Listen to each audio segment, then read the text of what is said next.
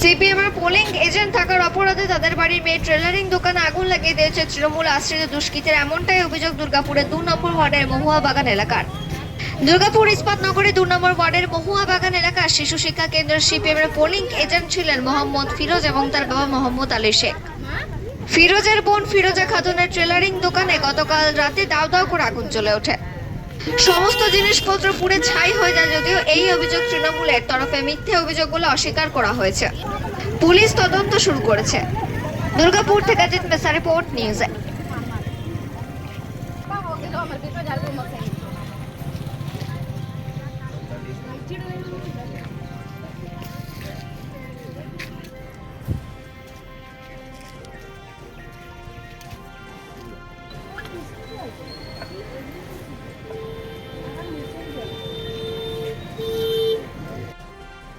ঘটনাটা হয়েছে কালকে রাত্রেবেলা। আমার ঘরে পুলিশ আসে 2টোর সময়।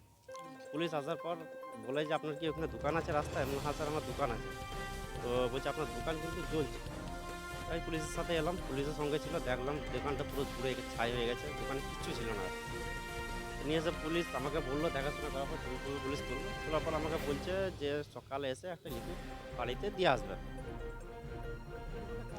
দোকানটা হচ্ছে আমার বোনের, ফিরোজা খাতুন। কীভাবে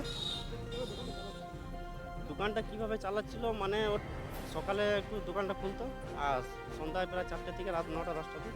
কংগ্রেসের কোনো কর্মী এরকম ধরনের করবে না, নিশ্চিতভাবে বলছি। কিন্তু তার সঙ্গে আমার এটাও বলার আছে, মার্ক্সবাদী কমিউনিস্ট পার্টি 34 বছর এখানে ছিলেন, তাদের যে মানে গুন্ডাগিরি, যা পালনগিরি, সেদিনকে সবাই লক্ষ্য করেছে। 2011 সালে ক্ষমতায় আসার পরে মমতা বন্দ্যোপাধ্যায় বলেছিলেন বদলা নয় বদল চাই। সরকারটা বদল চেয়েছেন, কিন্তু বদলা চাই।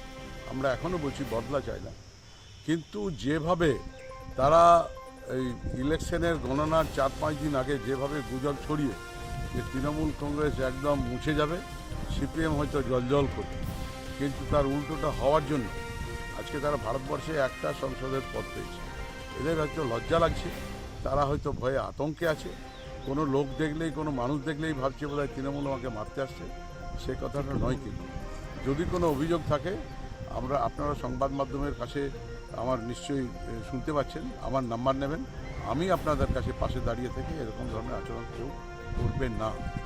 তো দয়া করে আপনারা যেভাবে উৎসাহ ছড়িয়েছেন, তার জন্য আপনাদের নিজেদেরকে চুপ থাকা উচিত, কারণ আপনারা তো বিজেপির পক্ষ হয়ে করেছেন। আজকে নরেন্দ্রবাবুর হয়ে টিভি মিডিয়াতে বসে প্রত্যেক দিন একই, সব শিয়ালের একই রাত, সেই রকমভাবে একই তো দোকান পুরো জ্বালিয়ে দিয়েছে, পুড়িয়ে দিয়েছে আর কি।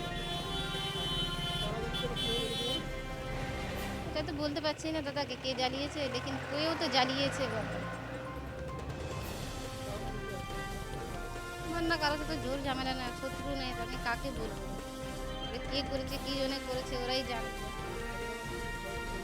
খরচা তো অনেক আছে, কাস্টমারের কাপড় যার জিনিস নিয়েছে বিক্রি হচ্ছে, নাও তো 2 লাখ টাকা উপরে খরচা হবে। ভেতরে অত মাল ছিল, মেশিন 4খানা ছিল, লোন আছে আমার 2খানা। এবারে বলুন, আমি যে লোন করেছি 2 জায়গা থেকে, এবারে আমি ওইটা ভরবো কোথায় থেকে? এটাই দিয়ে তো আমার সংসার চলা না।